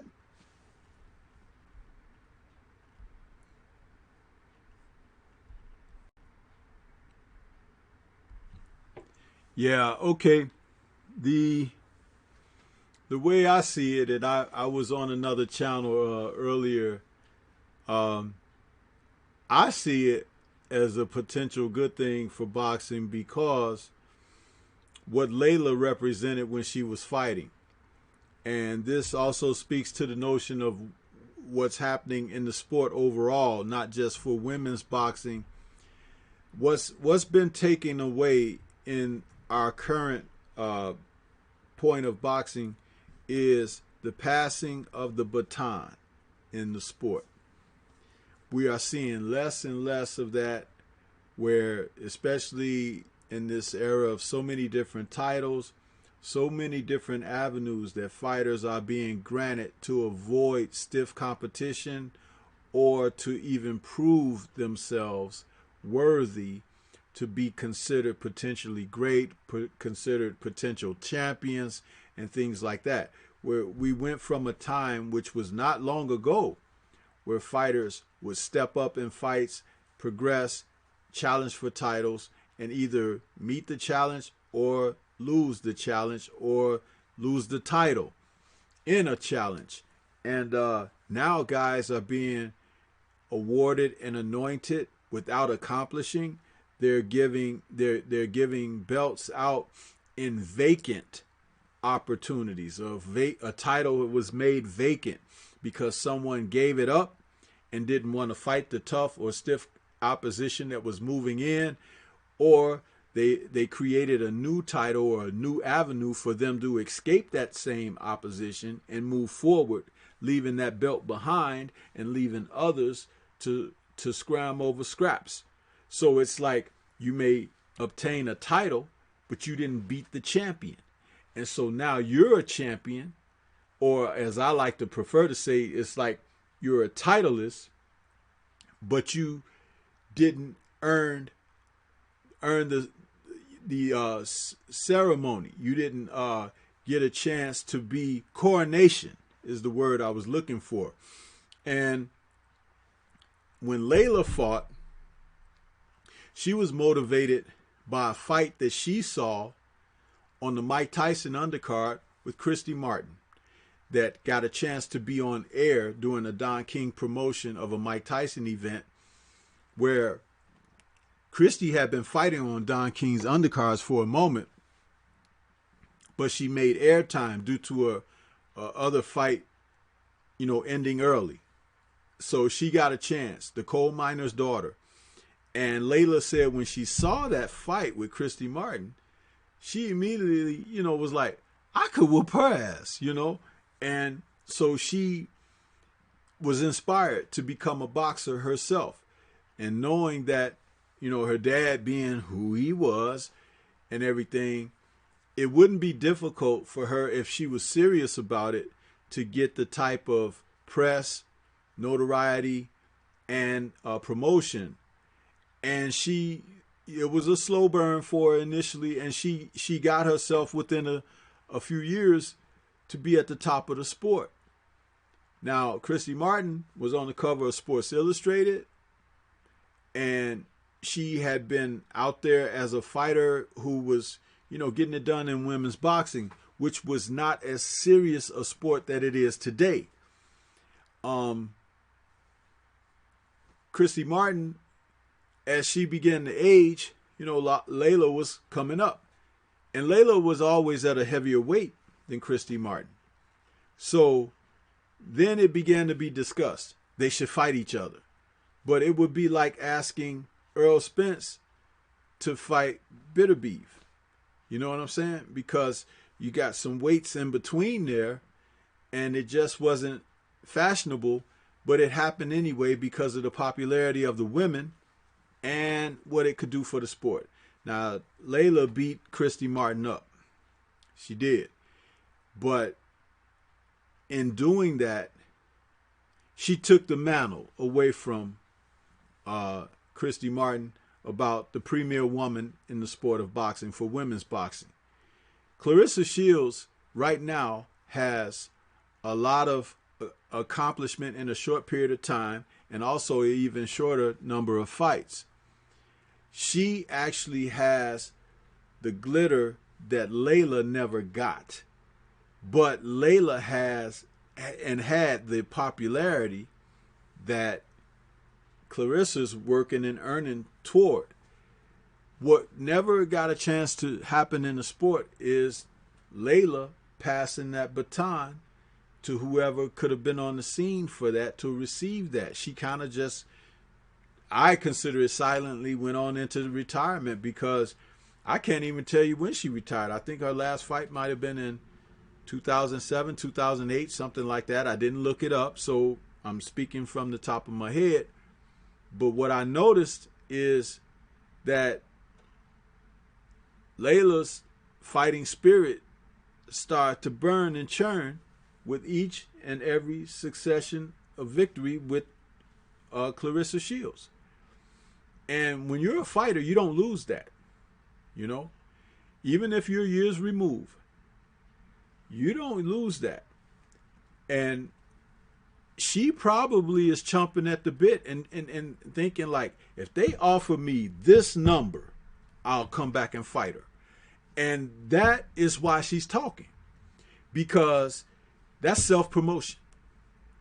Now, rather than going over to MMA and trying to face someone over there where she's a fish out of water, Clarissa should focus on Layla, because it will be the biggest promotion that she will have had thus far in her career. It'll be the biggest name. I don't even care if you talk about Cecilia Brækhus or Brackus, however her name is pronounced. Layla Ali,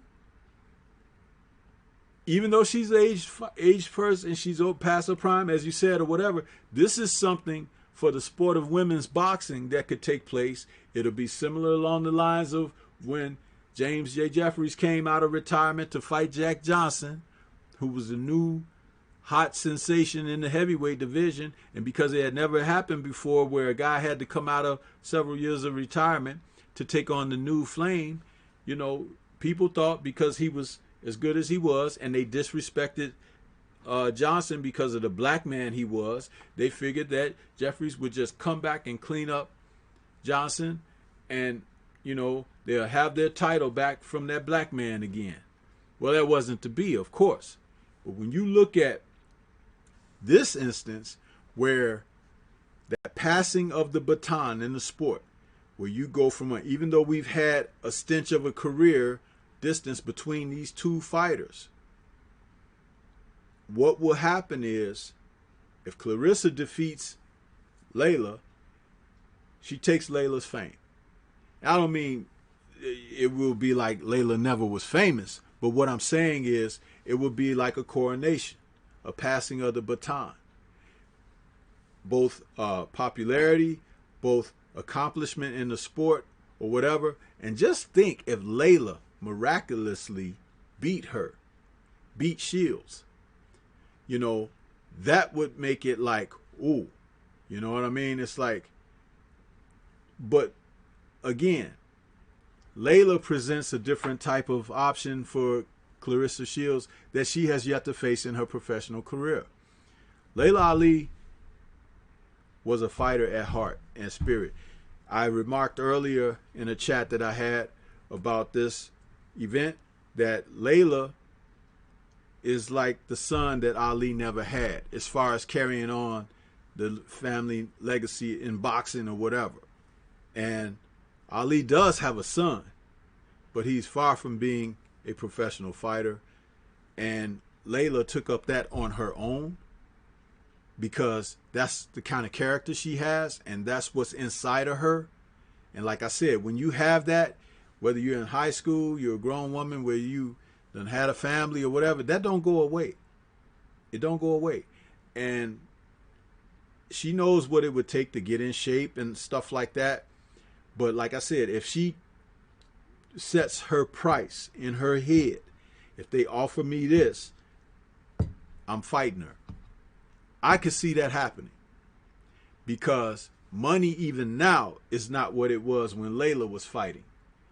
And so I could see there being an opportunity for these women to make an event that women's boxing didn't even have when Layla faced Christy Martin.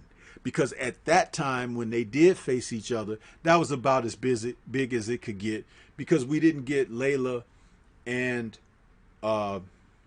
Wolf. So this could be that thing. And I'll tell you, just like we watched those women fight in that first fight on that card, Espinosa and Cerebus, dude, that was a good fight. And Cerebus had only been a fighter for like a year or 2 years, I think. And she won the title. On paper, that wasn't supposed to happen because Espinosa was supposed to be Clarissa's next opponent, from what I understand. So imagine Layla coming out and being well trained, because she's also a person of pride and dignity. She's not going to come out there undertrained for Clarissa. She will come in the best shape that she could come in. And just imagine if she were ever to not only compete, but if she were to become victorious, that's history right there when it is in itself. A type of history that women's boxing don't have. It would be a benchmark thing. So as we talk about this, and I'm not trying to say Layla got a chance and this and that. I'm speaking about the sport and what it could mean for the sport for this to take place and transpire. This is something that would be a tremendous shot in the arm for women's boxing. It would be much better than the circumstance that we came out of seeing this past weekend, where that woman, Ramirez, or whatever her name was, and all the controversy about her and all that other negative stuff that came from that fight, it could be wiped away with this type of event on the horizon. And how much money do you think that these two women could make off of this promotion, and it being possibly pay-per-view? Or could it be the first women's boxing pay-per-view? I don't know if they've had one already. I don't follow women's boxing that sternly, but it's like with these two names, and Clarissa is definitely the most accomplished professional with the titles that she's won, and also amateur with what she did with 2 gold medals. Layla has the Ali name and the Ali brand, which is almost in its own weird way equivalent to what Clarissa had, but not the same, but it's just marketing, you know, what they do with a person. And then what if this became a situation where Clarissa got her first knockout? That would be outstanding. You understand? Because that means she would have totally slammed the door shut on the Ali era, legacy, everything, and created something totally new for herself. So, you know, when you put all of this together, it could be great for the sport. It could be tremendous for the sport. And it would also open up avenues for the rest of the women in the sport. A lot of them will buckle down, prepare better, work on their skills better, and want some of that cheddar, you know? So that's one of the things I have to say about that. I mean, we can continue to discuss it if anybody in the chat has anything they like to say or whatever. So this is something, man. It's excitement in the women's division of boxing, and we can't like just casually throw that away because of an age difference and some time off or whatever. But look at it from the standpoint of what it would do for boxing, because just like I think it was 78 said on his stream earlier, shout out to 78, he said that he don't want to see her go over in MMA, neither do I, and take a loss over there, because that's not her element. And it would diminish her somewhat, even though that's not boxing over there. It would take away from everything she's done because you went out there and did something foolish.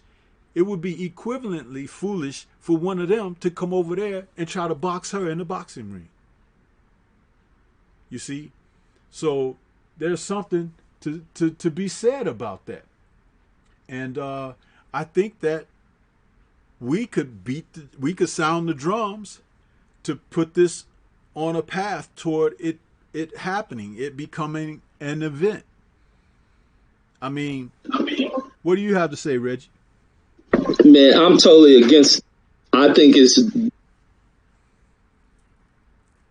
right after being a decade is no different than these YouTubers coming and making fights. I don't see nothing that Layla haven't even been a aforementioned thought in anyone's mind when it comes to the sport. Now, because of a radio interview and her comments, I'm not thrilled by it. I think she's been gone too long. She's a faded.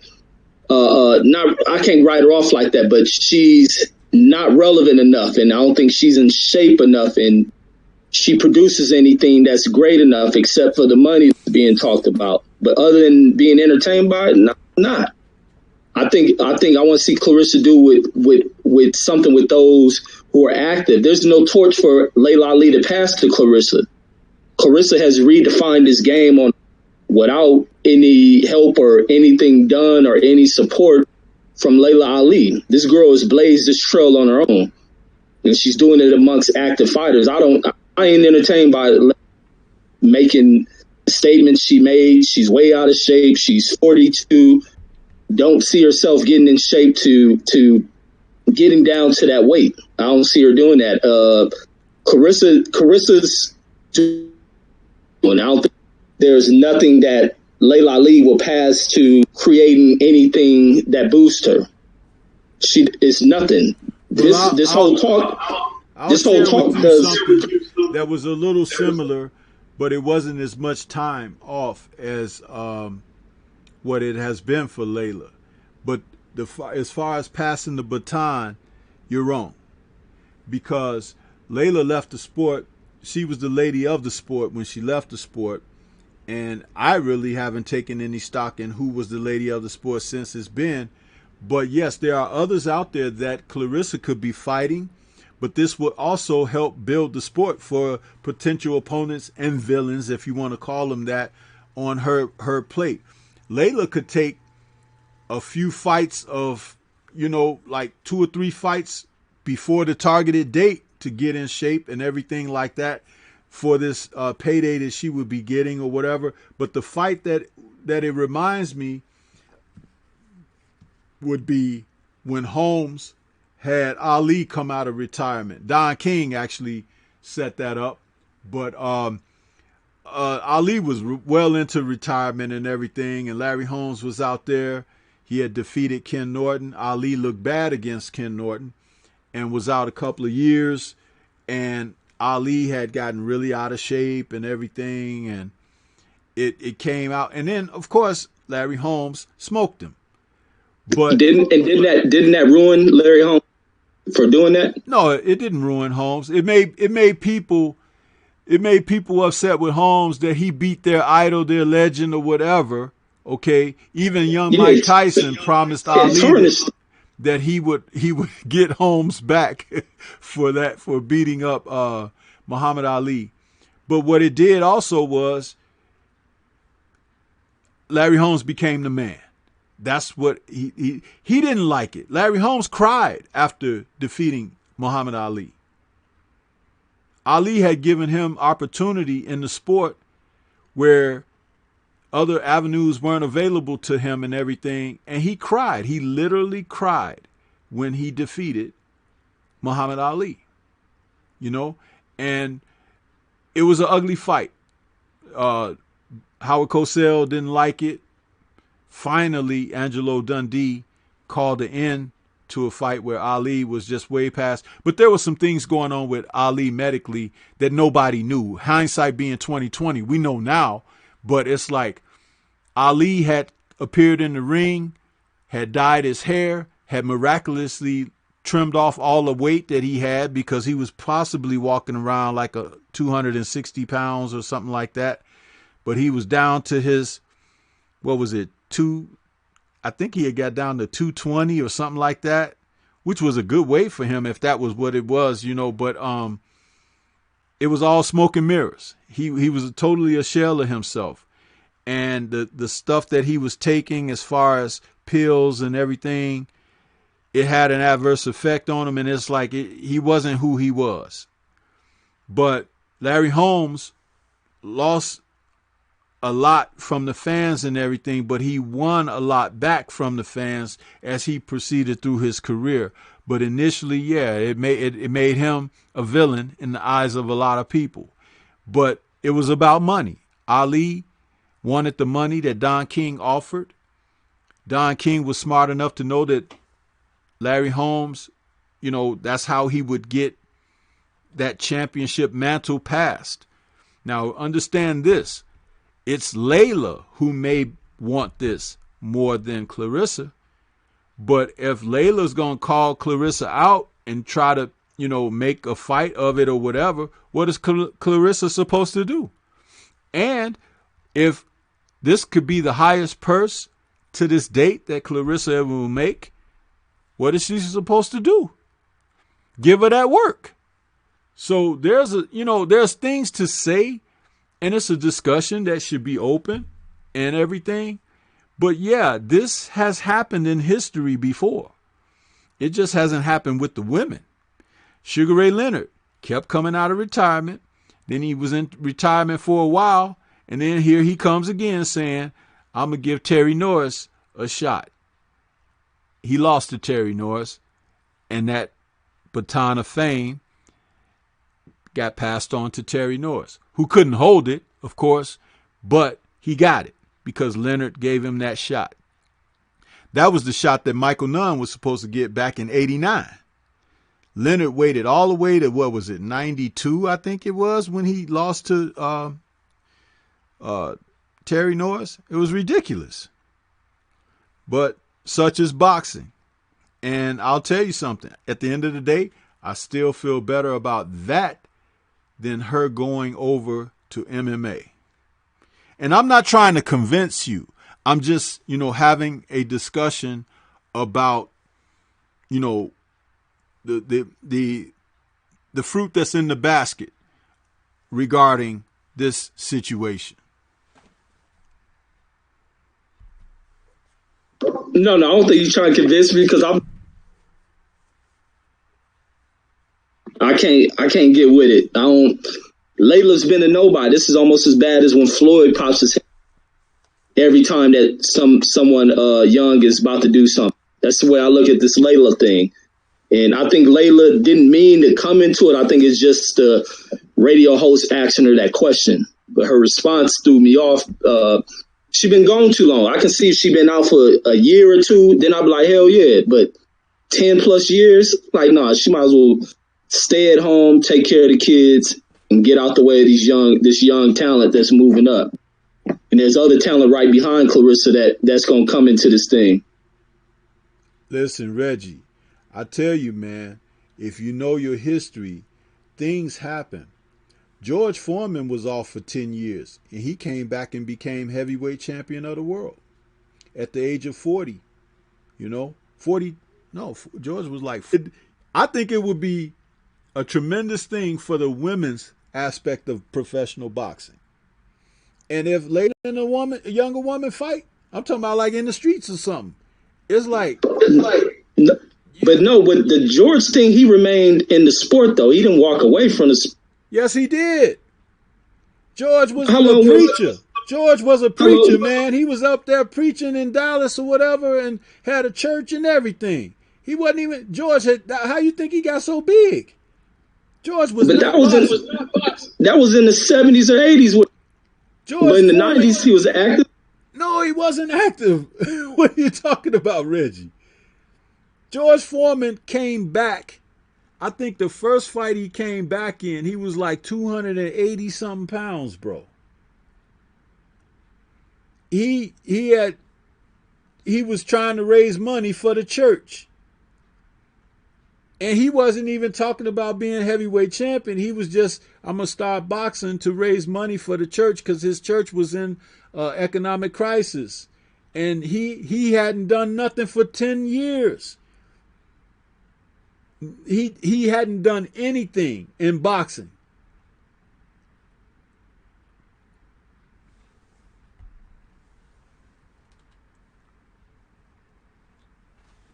But yeah, that was back in the 70s because he left in the 70s and he was active in the 90s. Layla been sitting on her ass and trying to come into a mega event fight. Like I can't rock with old people. Like not saying old people, but old fighters who've done their thing, made a name, but want to step in the way young and up and coming fighters. She's just doing this for one date. Like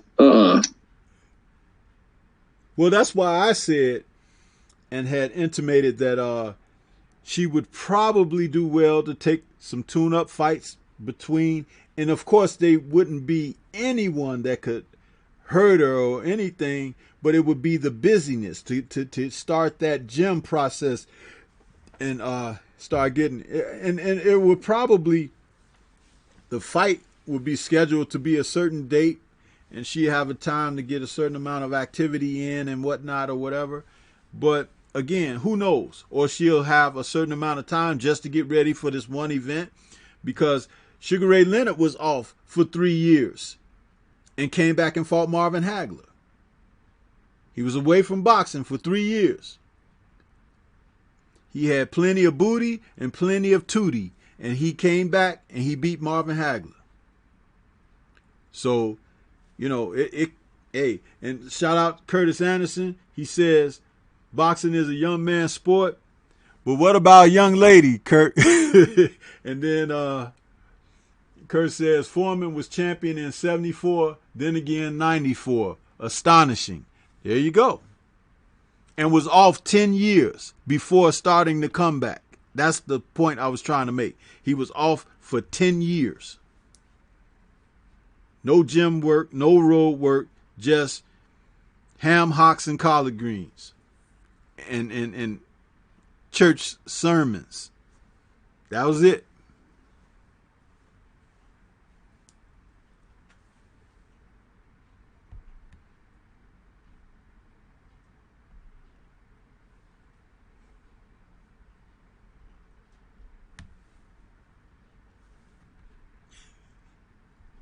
Oh, you still there, OG? Yeah, I'm still here. I had muted the mic after I said my last statement. But okay. yeah. But it's some, I don't know, man. I would be interested in keeping an eye on this. Maybe Layla is just trying to, you know, find a way to get out of this now because she talked, you know, who knows? But we'll be watching, you know, to see what happens. But go ahead and give us your final words there, Reggie, as we could get ready to sign off and everything. Oh, yes, indeed, man. Thanks once again. Friday night chop session, man. Thank you guys in the chat for coming through, tuning in with us, man. It's all great to speak on this sport and keep this sport relevant and keep this sport in the direction it needs to be going in, and that we have a voice to where we can chin check any of that old GOAT bigoted crap. The old GOAT club stuff those days is dead. New wave is stepping in. It's going to be a wave that keeps the sport fair and honest in the way it should be. So that's what I love, man. And I just love listening in to any of the content that folks is putting out, man. Keep going with it. But that's all I got on that one.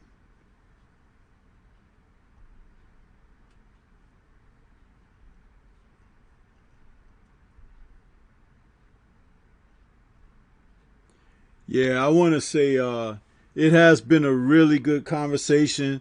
We were able to go through our discussion, even though we didn't have a whole lot of topic, but we had a whole lot of discussion, which I like.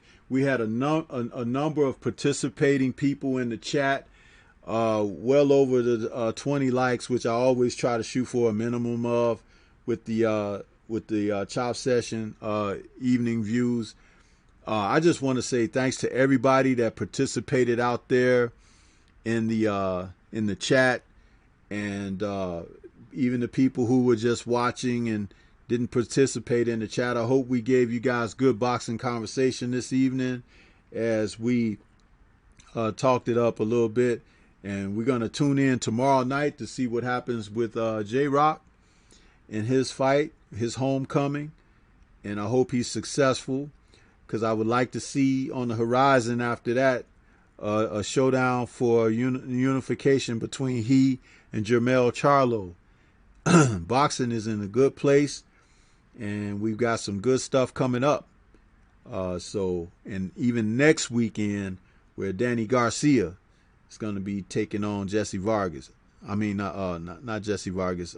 Danny Garcia is going to be taking on Ivan Ratcock.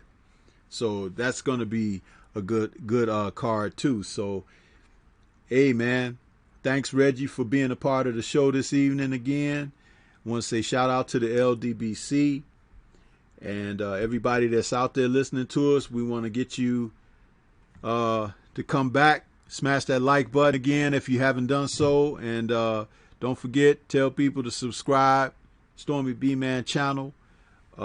Share the content if you like. And we'll catch you next time on the Chop Session. That's all we got for you this evening. I want to say peace out to everybody. Have a good night.